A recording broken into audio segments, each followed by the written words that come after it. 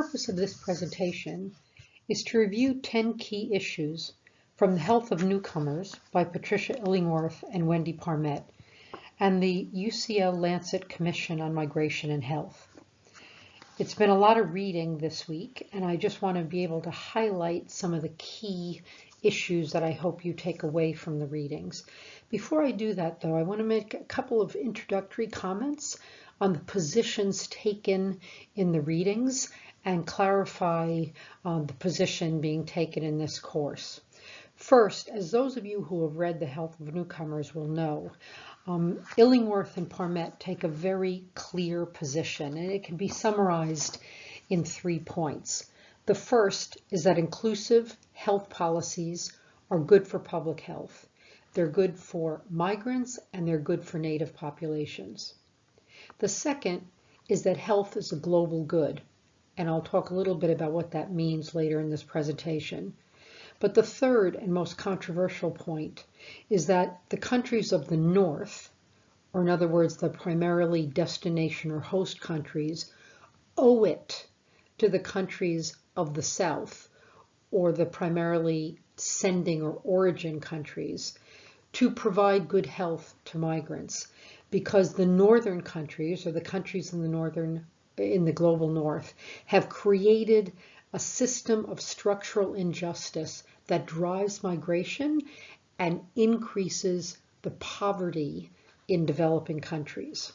The third is not controversial in the sense that it's true that the global North is much richer than the global South, but the extent to which that implies obligations and demands that there be reparations between the North and the South is a controversial position. The UCL Lancet Commission takes a more scientific approach. The commissioners come from a range of backgrounds and political and global health positions, but certainly the commission indicates that migration is a global health priority and that rights-based and inclusive policies and systems are best practice as far as we have learned up to this point. Now let me just clarify the position being taken by this class. I personally, nor I hope are you getting from the class, that we're advocating a position on migration policies per se, not necessarily taking a position about whether they should be much less restrictive or how many or what kind of legal pathways there should be for regularizing migration.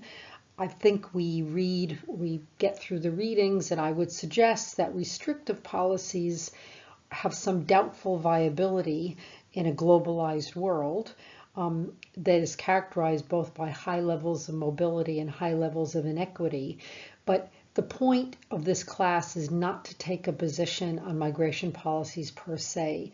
It is, however, to advocate sound public policies in host countries once migrants arrive, and to point out the very fundamental root causes that is driving migration from the origin or sending countries. So if anyone has a question about that, please feel free to ask, but I just wanted to make that clear. We're going to start out by looking at 5 myths related to migrants and health. These come up in the Health of Newcomers book, but also in the Lancet Commission on Health and Migration. The first is that high-income countries are being overwhelmed by migration. The Commission makes clear that overall migration has risen less than 1% between 1990 and 2017. And while the percentage increase has been higher in high-income countries, the percentage of overall global migrant and refugee populations remains considerably higher and lower in lower middle and income countries. So LMIC is lower middle income countries. So while the overall increase in percentage has increased in high income countries, still the vast majority of the population of migrants and refugees remains in lower and middle income countries. And third, that mobility patterns are complex and region specific. So any data on migration needs to be looked at quite carefully. The second myth is that migrants are a burden on the health services of destination or host countries. The Health of Newcomers talks about this at great length. We've read it in earlier articles for the course, but the Commission is making basically 4 points. Migrants contribute to health services more than they drain them because in some high-income countries, a significant proportion of the health workforce is constituted by migrants. So the second point is there is a net brain gain for host countries when it comes to migrants and health services. Third, that all things being equal, migrants are healthier and younger than native populations. And fourth, that lower middle and income countries have some problems in delivering services, but these are different and should be distinguished from whatever problems higher income countries would have. The third myth is that fertility rates among migrants are higher than among host populations. Again, the Commission makes 4 points. With a few exceptions, migrants have lower first birth rates than native populations. The second is that when migrants have lower access to contraception, which is the case when there are very exclusive or restrictive health policies concerning migrants, this can result in higher birth rates. But this needs to be looked at. If there are higher birth rates, that needs to be looked at in the context of what the access to contraception is, because the Commission's third point is when migrants have access to contraception, they use it at the same rates or at higher rates as native populations. And the fourth point is that in situations of conflict and trauma, there are high percentages of women that suffer from rape and sexual assault of various kinds, which can result in higher birth rates. The fourth myth is that migrants damage the economies of host countries. Again, we've seen this in earlier readings. 3 points here. When policies allow it, migrants work at as high or higher rates than native populations, and they pay taxes when that's possible. Second, migrants can fill important labor gaps, and it can be a win-win situation if policies are inclusive and designed that way. And thirdly, that migrants support lower middle income countries through remittances. And we talked about remittances last week and the fact that in many countries, the level of remittances is many times higher than the levels of development assistance that lower income countries receive. And the fifth myth is that migrants are disease carriers that pose risk to resident populations. 3 points here. The risk of transmission through migration is low. However, the risk of transmission through mobility can be relatively high. And to deal with that, evidence suggests that the best policies are strong surveillance and inclusive public health systems.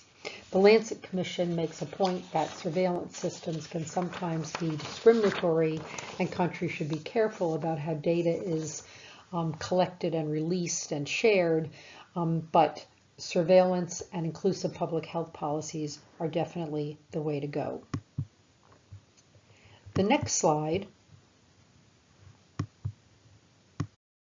talks about 5 key concepts that should guide the formulation of policies on health and migration. And these are largely taken from the Health of Newcomers book. And the first is that there's a troubling and false association between public health protection and anti-immigration policies. This relates back to the 5 myths we just discussed. The book also makes the strong point that human rights norms dictate that least restrictive public health measures should be applied in any situation, and they should be consistently applied. So the public health measures that are applied to native populations should be the same as those that are applied to migrant populations. The second point is that health is a global public good because it is non-rivalrous and non-excludable. Now, I suggested that those of you that had to make a choice maybe would not read the 2 chapters of The Health of Newcomers where this is discussed. It's actually a very interesting discussion about global public goods for those of you that are interested in that. But the authors contend that being non-rivalrous and non-excludable are the 2 main aspects of global public goods. Non-rivalrous means that one person's enjoyment or possession of something does not diminish another person's enjoyment or possession. So breathing air, for instance, in the vast majority of situations, one person breathing air does not affect another person's ability to do that or to benefit from that same privilege. In the same way, one person's good health doesn't diminish the health of any other person. Non-excludable means that you can't exclude people from a good. So the example is used of vaccination. If you vaccinate over 80% of a population against a communicable disease, there's something called herd immunity, which protects everyone. You can't exclude someone in a community from benefiting from herd immunity. So that you can't exclude people. If you create an environment which is conducive to good health, you can't exclude some people from enjoying that. That's why health is seen as non-rivalrous and non-excludable. The third point is that duties of solidarity are triggered by the presence of structural injustice.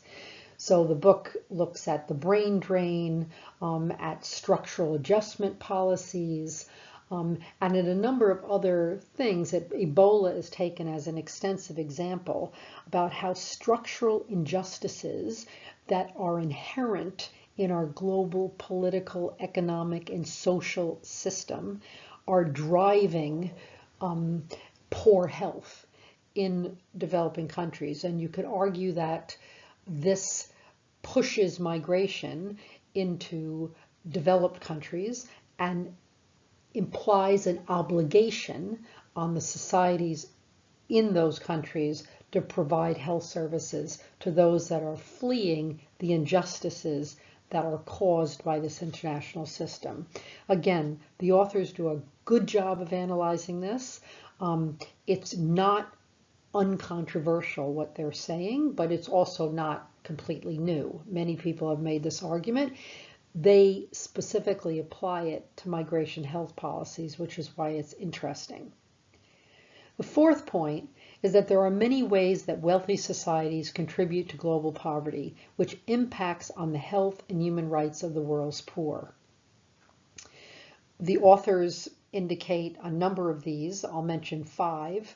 The unequal use of natural resources.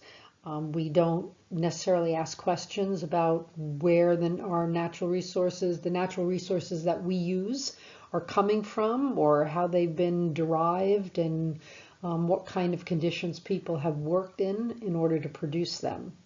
Second, the global North lends money to corrupt elites in the global South. Third, banks in the global North protect illicit financial flows, which drives further poverty and corruption in the global South. Fourth, evasive tax policies, which the book talks about quite extensively, that actually deprives countries in the global South or low and middle income countries of billions of dollars in public revenue. And fifth, environmental policies, where high-income countries or countries of the global North are causing a lot of the greenhouse gas emissions, which are driving climate change. And the fifth, which doesn't need a lot of explanation, are that pathogens do not respect passports, borders, or citizenship. And if we have a global mobile world, we need to look at global health and migration policies in that context. So this week, I'm only asking for discussion posts because I really want you to have the time and the space to do the readings and to think about what they apply.